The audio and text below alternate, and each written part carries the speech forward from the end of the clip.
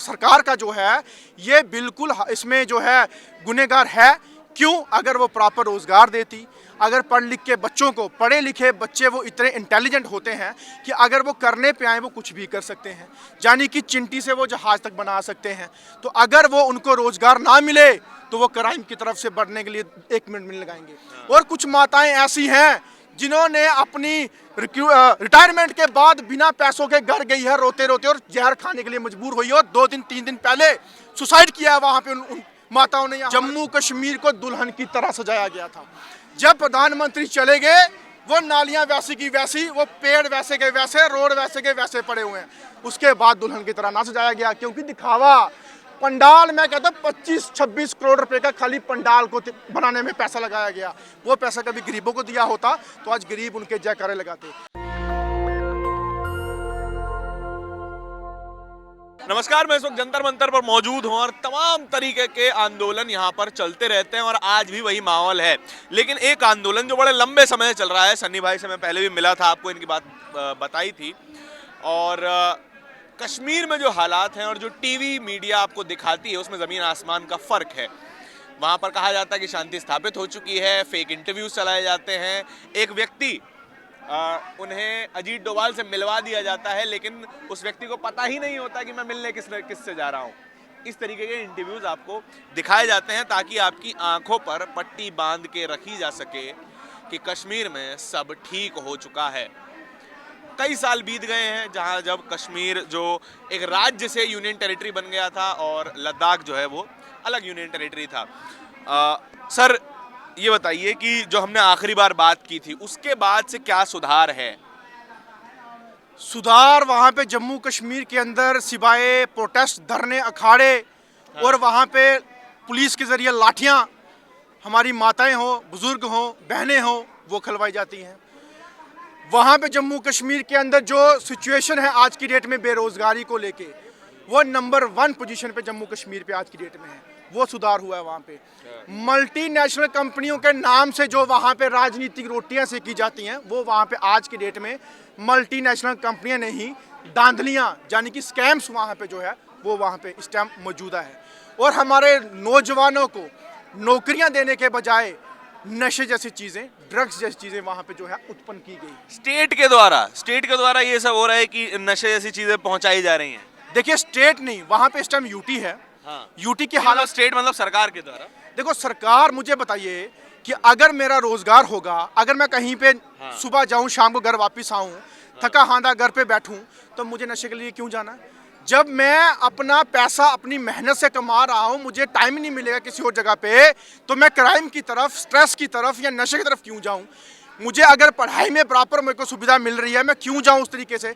ये कहीं ना कहीं जो है बराबर सरकार का जो है ये बिल्कुल इसमें जो है गुनहगार है।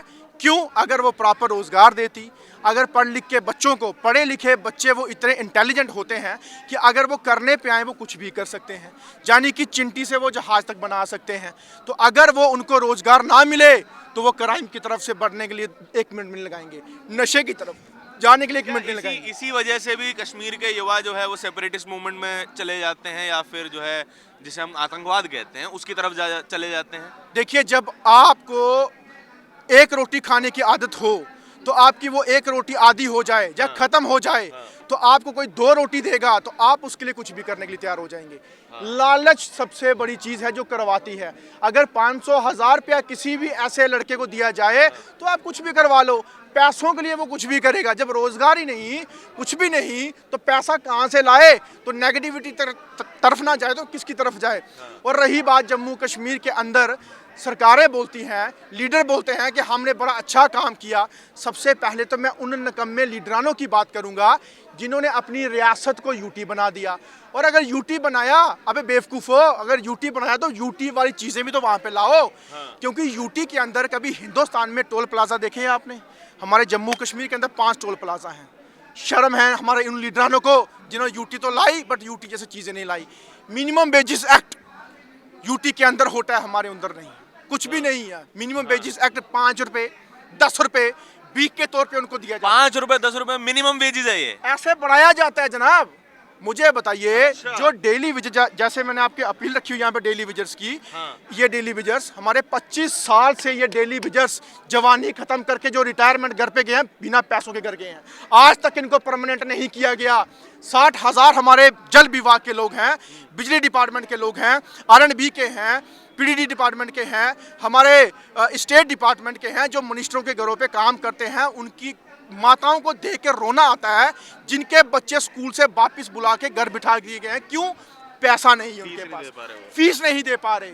और कुछ माताएं ऐसी हैं जिन्होंने अपनी रिटायरमेंट के बाद बिना पैसों के घर गई है रोते रोते, और जहर खाने के लिए मजबूर हुई है, और 2 दिन 3 दिन पहले सुसाइड किया है वहां पे उन माताओं ने या हमारे बुजुर्गों ने वहां पे। ये हालात है वहाँ। लेकिन कश्मीर के लोकल लीडर्स क्या इन सब बातों पे ध्यान दे रहे हैं, या फिर वो सिर्फ केंद्र से झगड़ने में लगे हुए हैं? देखिए, उन लीडरानों को सिर्फ पड़ी है कुर्सी की, कि हमें जीतना कहाँ से है, हमें लड़ना कहाँ से है। पहले तो डीलिमिटेशन, जाने की पहले डीलिमिटेशन करके जम्मू कश्मीर के असेंबली सीट्स को जो है वो तहस नहस किया गया। अपने वोट जो है कहाँ पे ज़्यादा आएंगे, कहाँ से कम होंगे, वो बढ़ाए गए, और उसके बाद अपनी कुर्सी चमकाने के लिए बड़े बड़े वादे करेंगे।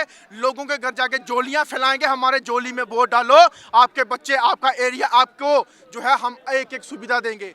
जब वो जीतेंगे तो वो लोग जो हैं उनके पास कभी उनका शक्ल तक देखने नहीं आएंगे। ये हालात है जम्मू कश्मीर के लीडरानों की। और मुझे बताइए, जो एक लीडर एक छोटी सी गाड़ी पे घूमने वाला, और 5 साल के बाद वही लीडर 2-2, 3-3 करोड़ की कोठियां और 50-50 लाख की गाड़ी लेके जो घूमने वाला, वो पैसा किसका? वो गरीब का पैसा, उसके बाप की हुई कमाई नहीं। वो अगर सही में उसकी कमाई होती तो वो पैसा गरीबों में बांटता। वो गरीबों का पैसा लेके वही कोठियां की बनती है। ये लीडरान है वो लोग। अगर सच्चे लीडर लोगों की जनहित के लिए बात करते तो पैसा ना कमाते, लोगों की सेवा करते, और वोट मांगने इनके घर नहीं जाना पड़ता। वोट वाले खुद इनके घर पे आते और वोट डालने इनके पास आते। मुफ्ती फैमिली, अब्दुल्ला फैमिली, ये सभी तो काफ़ी बार कश्मीरियत की बात करते हैं, कश्मीरियों की बात करते हैं, लेकिन जब इनको असल में बात उठानी चाहिए थी, क्या वो आज तक भी आपको ज़मीन पे दिखाई दिए हैं? क्योंकि कश्मीर से खबरें बहुत कम आ पाती हैं कि कश्मीर में क्या चल रहा है। देखिए, सही बोला आपने, कश्मीर की आवाज़ कश्मीर में दबाई जाती है, जम्मू कश्मीर की आवाज़ को जम्मू कश्मीर में दफन किया जाता है। क्यों? असलियत, जब असलियत किसी को पता चलेगी तो पता चलेगा कि असलियत है क्या। प्रधानमंत्री का दौरा था जम्मू कश्मीर के अंदर, तो प्रधानमंत्री दौरे से 8 दिन पहले जम्मू कश्मीर को दुल्हन की तरह सजाया गया था। जब प्रधानमंत्री चले गए, वो नालियां वैसी की वैसी, वो पेड़ वैसे के वैसे, रोड वैसे के वैसे पड़े हुए हैं। उसके बाद दुल्हन की तरह ना सजाया गया, क्योंकि दिखावा। पंडाल, मैं कहता हूँ 25-26 करोड़ रुपए का खाली पंडाल को बनाने में पैसा लगाया गया। वो पैसा कभी गरीबों को दिया होता तो आज गरीब उनके जयकारे लगाते। मुझे बताइए, जब अमित शाह जी वहाँ पे गए तब भी यही चीज़ दर्शाई गई, और पैसे दे दे के गवर्नमेंट एम्प्लॉय वहाँ पे एकत्रित किए कि हमारे पास इतनी पब्लिक है। धोखा, झूठ, फ्रेब, ये दिखाया जाता जम्मू कश्मीर के अंदर। शर्म आती है हमारे। लेकिन इस देश की मेजॉरिटी जनता तो इस बात से खुश है ना कि अब कश्मीरियों को टाइट कर दिया गया है, अब कश्मीरी पत्थर नहीं चलाते, अब कश्मीर में जो है शांति आ गई है। इस पे तो विश्वास करती है ना देश की जनता। लेकिन एक बात बोलूं, जैसे जम्मू और कश्मीर 2 प्रोविंस हैं, कश्मीर वाले आज भी अपने हक डिमांड के लिए बराबर खड़े हैं, लेकिन मरेंगे जम्मू वाले, डूबेंगे जम्मू वाले, पिस रहे हैं जम्मू वाले। कश्मीर वाले आज भी ठीक हैं, लेकिन कश्मीर वालों की जो डिमांड है वो आज भी उठाते आ रहे हैं। और कश्मीर के जो लीडर हैं वो कश्मीर के हक की बात करते हैं। जम्मू वाले सिर्फ उसको बेचने की बात करते हैं, और उनके पास कुछ नहीं है उसके सिवाय। देखिए, ये बात तो बिल्कुल साफ है कि अगर आप बोलेंगे तो ऐसा हो सकता है कि आप मारे जाएं, लेकिन आप नहीं बोलेंगे तो ये निश्चित है कि आप मारे जाएंगे। बाबा साहब ये कहते थे कि मैंने उन लोगों की भी लाशें जलती हुई शमशान में देखी हैं जिन्होंने सिर्फ इसलिए आवाज़ नहीं उठाई कि कहीं वो मारे ना जाएं। सनी भाई और तमाम ऐसे लोग जो कश्मीर की आवाज़ उठाते रहते हैं और वहाँ के लीडरों पर, केंद्र के लीडरों पर सवाल उठाते रहते हैं, ये इसकी कीमत इनकी जान हो सकती है, इसकी कीमत जो है इनके परिवार पर ख़तरा हो सकता है, लेकिन ये बातें ज़रूरी हैं।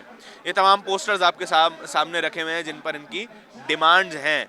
डेली वेजेस की डिमांड है, रिस्क अलाउंस की डिमांड है, सैलरीज की डिमांड है जो कि बिल्कुल वाजिब है, अनएम्प्लॉयमेंट की डिमांड है जो पूरे देश की एक बराबर मांग उठती आई है। डेली वेजेस के बारे में सर ने बताया कि 1-1, 2-2 रुपया बढ़ा दिया जाता है, 5 रुपये 10 रुपये बढ़ा दिया जाता है, जो कि आपको खैर डेली वेजेस तो दिल्ली जैसे शहर में भी किसी को नहीं मिलते हैं, तो कश्मीर में कैसे ही मिल पाएंगे।